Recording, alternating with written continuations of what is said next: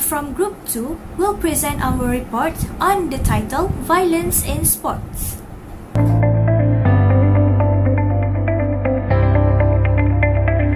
As we all know that sports has been engaged with all kinds of violence since many of centuries. It has become a common kind of behavior for athletes to follow.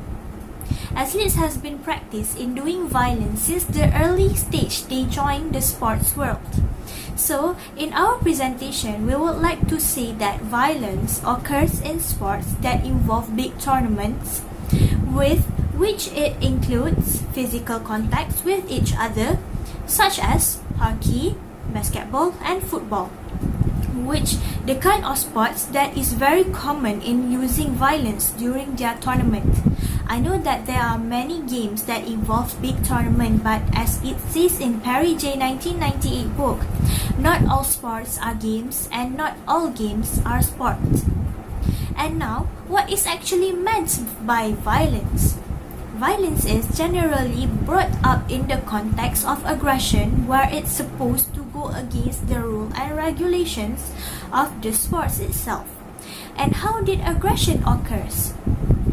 Aggression occurs due to an intentional physical contact by players that wanted to cause harm to their opponents. There are several types of factors that enhance this type of behavior, which will supposedly cause effects to others. This will be explained by my group members. Okay, my name is Divashini Shamurgam. My metric number is 259429. Okay, today I'm going to present about the types of violence in sports. Okay, as we know, there are 4 types of violence in sport. Okay, the first one is the brutal body contact. The second one is the borderline violence. The third one is the quasi-criminal violence, and also the last one is the criminal violence. Now I'm going to explain each of them.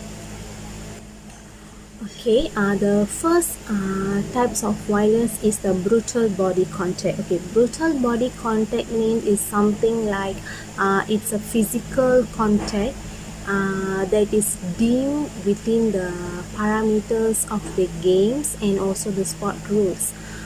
For example, such as like it would be a hard check in hockey, or a tackle in the soccer game, football games, and so on. Okay, the second types of violence is borderline violence. Okay, borderline violence means something is a physical act that violates the game's rules and also causes bodily injury, but normally is accepted by the participant and also the spectators lah. The example of violence means something like forcefully placed elbow. This type of violence is normally happen in soccer game and also the basketball games. Okay, the third types of violence is a quasi-criminal violence. Okay, quasi-criminal violence means is something like, okay, this is more serious type of violence, and it normally violates the formal rules of the game and also the public laws. And for example of the violence is something like cheap shots, late hits, and so on. Another example is something like the will be a hard check in hockey or a tackle in the football game. The last one is a criminal violence. The criminal violence is the most worst type of violence in sports. These are extreme actions normally inflicted by the participant and also totally against the law, and also sometimes it can be labeled as a crime. The example is something like the bodily injury, or sometimes it can be death.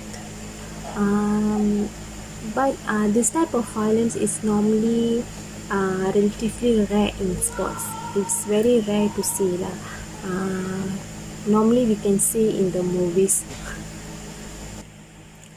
Okay, that's all from me. Thank you. My name is Miftah Janabiti Kosir. My metric number is 257022.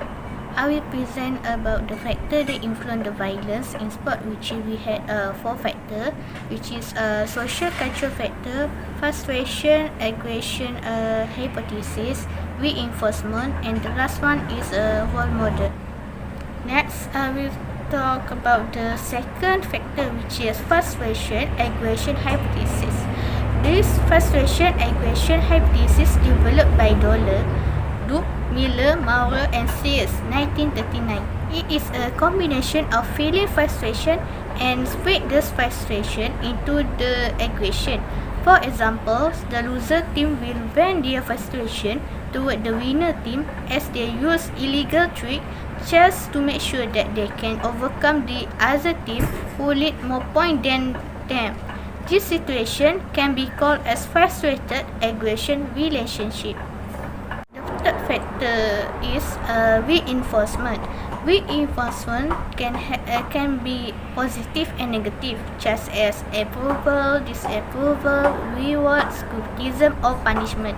This can happen in the organization or between coach and players. Many types of the sport that support the player to play aggressively during the competition, which is this might be positive reinforcement in their point of view. Even though every competition have the rule and regulation, but there are some players who is supported by their coach to acting aggressive during the competition. The last factor is a role model. In this part, we define the role model as the imitation of the behavior in order to get victory in the competition. There is normal behavior that happen among the athlete as the sport have received many media attention, so that the athlete imitate their idol players. Violence in sport can be happen in the young athlete as they imitate the wrongdoing of their senior athlete. Some of the young athletes claim that they watched their senior break the rule and regulation during the competition, which is it influenced them to do so. This behavior keep happening as the violent in sport keep being as normal phenomena in the sport field. Defender Elizabeth Lambert has been suspended indefinitely for her actions in this match. It's the semifinals of the Mountain West Conference. You see her kind of getting caught up with Carly Payne and punches her in the back, and then she fights through Cassidy Shumway, knocks her to the ground here, and then Lambert takes Payne's legs out without touching the ball, and here she is with Shumway again getting tangled up on the ground, and then this one was the worst of them all. She pulls Shumway's ponytail and pulls her down to the ground. Hi, my name is Kirtiga Viraya. My metric number is 255213. So I'm going to present about the impact or effect of the violence in sports. So as you can see from the video above, violence can happen in any sports, whether indoor or outdoor. So now I would like to explain what are the impact or effect of the violences in sports. First, violence will lead to a serious injuries like chronic injury, trauma, memory loss, depression, and also etc. Second, violence also will increase aggression in terms of feelings of hostility and also hostile expectancy. Moreover, violences also will lead facility damages from the fans fight which occur in the sports arena or in the specific sports event. Apart from that, the host organization and also sponsors image will be spoiled, and also they will face many losses in terms of profits. So that's all from me. Thank you. My name is Novatia binti Abdullah and my metric number is 257021. So, I'll continue the explanation on how to prevent violence in sport. In the first instance, there needs to be a specifically diverse method to prevent violence happen for league, club matches, international tournament, and national level. Hence, preventive measures start by implying different kinds of responses and proper structures for action. During the actual matches, shorter-term action have to make use of preventive skill based on mediation, security, and event management. Additionally, the importance of good hospitality and escorting of spectators at sport events are one of the key preventive measures to lessen violence in sport. The most important challenge during sport event is that of remaining a balance between the firm requirements of security in the light of actual spectacle that happen and the need to sustain the festive environment with local and foreign events that will treated respectfully along with welcoming nature of the event. Lastly, local authority involvement also one of the preventive measures to prevent violence in sport. Local authority has a main role to play in policy, give motivation, and developing consultation between partners on the ground involving sport organization or association. Local authority consists of public institution and city council. That's all from me. Thank you. As for the conclusion, sport has been around for a long time and sport also a big part of our life. Violence in sport are the discussion of aggressive behavior against the rules and regulation.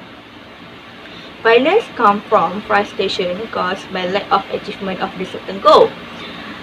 This violence gives bad impacts toward the player.